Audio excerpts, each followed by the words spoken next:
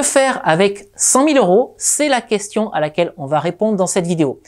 Bonjour à tous, je suis Sébastien et je suis ravi de vous accueillir aujourd'hui dans une vidéo dans laquelle on va se demander qu'est-ce qu'on peut faire dans l'immobilier lorsqu'on a un budget de 100 000 euros. Alors, avant que je vous en dise plus, eh bien, si vous vous retrouvez pour la première fois sur cette chaîne YouTube, je vous souhaite la bienvenue. Je suis vraiment ravi de vous accueillir. N'hésitez pas à vous abonner en activant la petite cloche pour être tenu informé en temps réel de la publication de toutes mes nouvelles vidéos.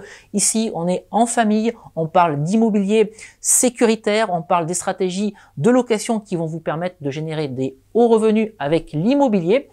Et pour vous souhaiter encore une fois la bienvenue, eh bien, je vous offre plusieurs choses. 2 e-books. Convaincre la banque mode d'emploi et doubler son salaire avec la location courte durée, ainsi qu'une formation de plus de 2h30 dans laquelle je vous explique le B à bas de l'immobilier, sur quel type de bien se positionner, comment le financer, quelle stratégie de location adopter pour être certain de minimiser votre risque tout en maximisant vos loyers, et même des informations concernant la fiscalité pour vous faire comprendre comment faire pour investir sans payer d'impôts. Pour accéder à ce package de bienvenue, regardez la description en dessous de cette vidéo et regardez également le petit i sur les fiches qui vont apparaître en haut à droite de cette vidéo. Alors venons-en au sujet du jour. Qu'est-ce qu'on fait avec 100 000 euros lorsqu'on souhaite se lancer dans l'immobilier? J'aime bien cette somme, j'aime bien 100 000 euros parce que ça constitue, selon moi, le ticket d'entrée qu'on peut imaginer pour un investissement immobilier. Et puis j'aime bien aussi cette somme parce que ça correspond au prix d'un studio dans certaines grandes villes. Donc c'est une somme qui va parler à beaucoup de personnes, sachant que bien entendu, on peut faire beaucoup de choses aussi avec moins de 100 000 euros. Maintenant, ces 100 000 euros, il y a 2 possibilités. Soit vous les avez cash, c'est-à-dire que vous avez une épargne de 100 000 euros, soit vous ne les avez pas, mais vous êtes certain que la banque va vous les prêter. Et c'est donc les 2 possibilités qu'on va voir dans la suite de cette vidéo. Premier cas, vous avez 100 000 euros d'épargne disponible. Pourquoi pas? C'est une somme importante et avec 100 000 euros, on peut faire beaucoup de choses. Et la première des choses que vous pouvez faire si vous avez 100 000 euros, c'est d'acheter un bien immobilier cash. Voilà, c'est 100 000 euros, vous les sortez de votre assurance vie ou de n'importe quel support financier et boum, vous allez chez le notaire, peut-être même sans passer par la case compromis, vous allez directement à l'acte authentique et vous ressortez de chez le notaire avec un bien immobilier en poche. Alors ça, c'est quelque chose qui est possible. Par contre, ça implique d'autres choses derrière.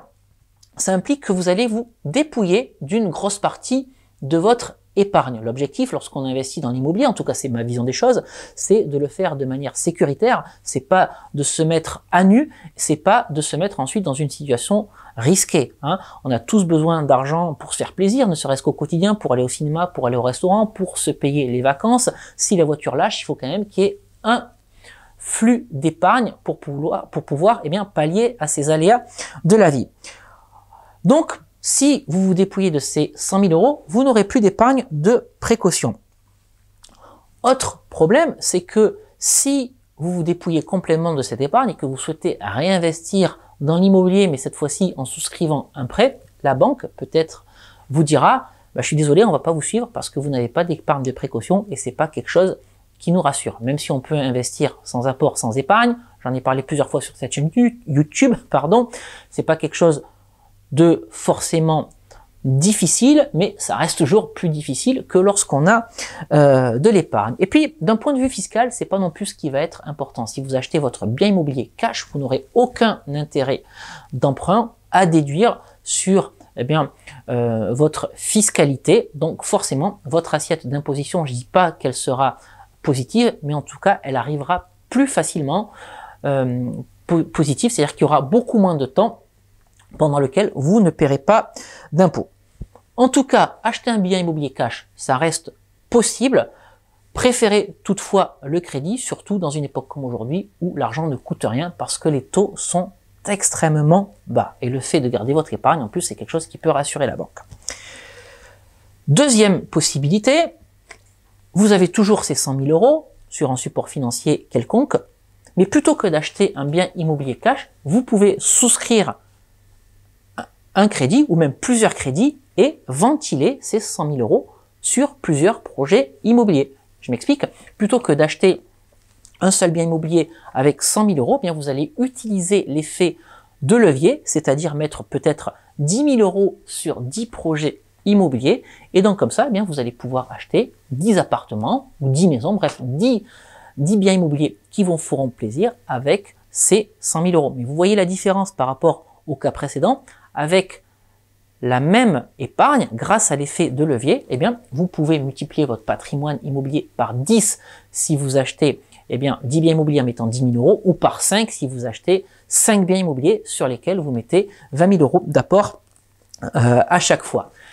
Mais ce que vous pouvez faire également, toujours en utilisant l'effet de levier, et ce sera voilà ma troisième partie dans le fait de dépenser ces 100 000 €, eh bien, c'est que vous pouvez aller chercher des projets bien plus gros, toujours en utilisant l'effet de levier. 100 000 €, hein, c'est ce que je disais tout à l'heure, c'est quand même pas une somme ridicule, c'est une grosse somme.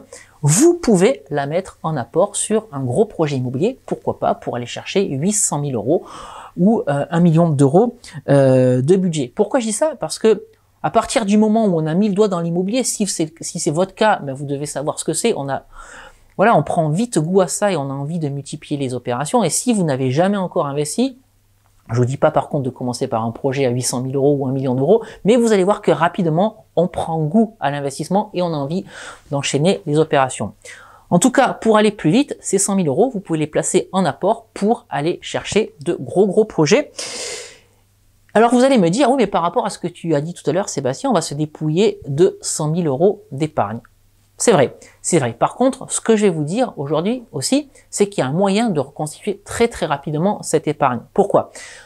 Si vous vous placez sur un projet à 800 000 € ou 1 million d'euros, il y a fort à parier que ce soit un gros projet immobilier. Ça peut être un immeuble avec plusieurs logements, par exemple. Donc, qui dit gros projet dit systématiquement travaux. Et à partir du moment où vous allez engager des travaux, ce que vous pouvez négocier avec la banque, c'est des différés de prêt ou partiel ou total. J'ai déjà fait des vidéos à ce sujet. D'ailleurs, cliquez sur la petite fiche qui apparaît en haut de votre écran. Je vous explique comment gagner ou comment générer plutôt 45 000 € d'épargne en souscrivant un crédit immobilier.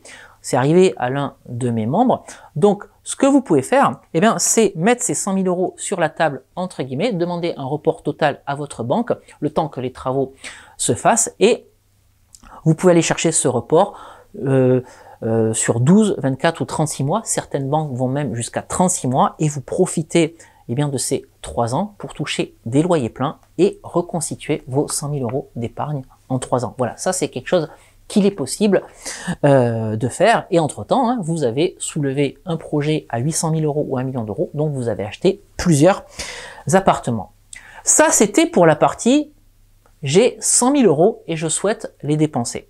Maintenant, l'autre partie de cette vidéo, c'est la suivante. Vous avez ces 100 000 € pas physiquement, pas sur un support d'épargne, mais la banque vous a dit qu'elle allait vous suivre à hauteur de 100 000 €. Et là, c'est bien parce que vous allez pouvoir aussi utiliser l'effet de levier. Parce que grâce à cet effet de levier, même si vous n'avez pas cette épargne disponible sur votre compte en banque ou sur une assurance vie ou peu importe, sur un support financier, eh bien vous allez pouvoir investir sans apport. Je l'ai déjà dit à plusieurs reprises, on peut investir dans l'immobilier sans apport. Mais j'ai encore mieux pour vous.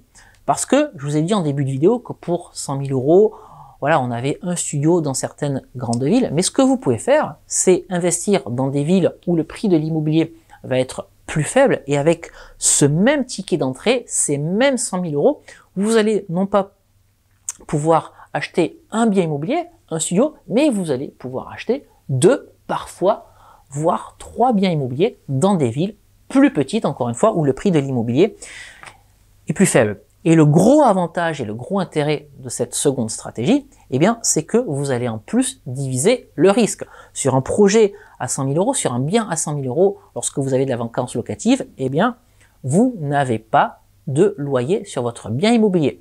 Maintenant, si vous répartissez ces 100 000 € sur 2 biens immobiliers, voire 3 biens immobiliers, c'est possible, pas dans toutes les villes, mais ça reste possible. Eh bien, si vous avez de la vacance locative sur un bien immobilier, eh bien, vous avez toujours les 2 autres qui restent occupés. Et la probabilité pour que les 3 biens immobiliers soient vides en même temps, elle est quand même faible.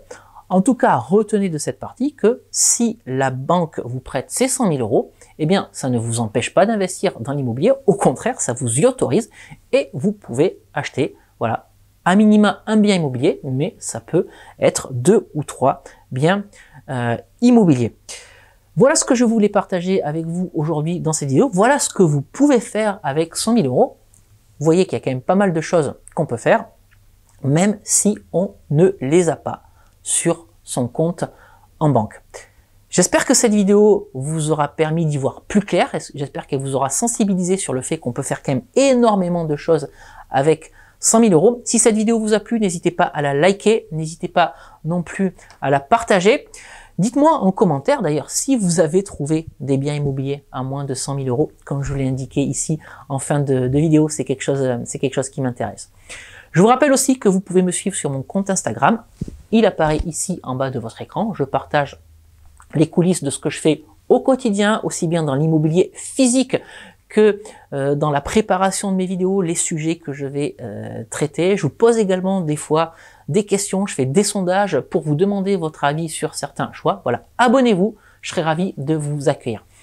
Et puis avant de vous quitter, comme d'habitude, je voulais quand même vous rappeler que l'immobilier, ça reste un sujet sérieux. On a parlé d'un budget de 100 000 euros dans cette vidéo. Voilà, on s'est dit qu'on pouvait faire pas mal de choses. Ça reste facile. Oui, c'est facile. Attention toutefois, ça impose de faire les choses correctement. Investissez en toute sécurité. C'est la meilleure façon de vous préserver, de préserver vos proches, votre femme, vos enfants ou votre mari, évidemment. Il y a aussi des femmes qui regardent cette chaîne YouTube.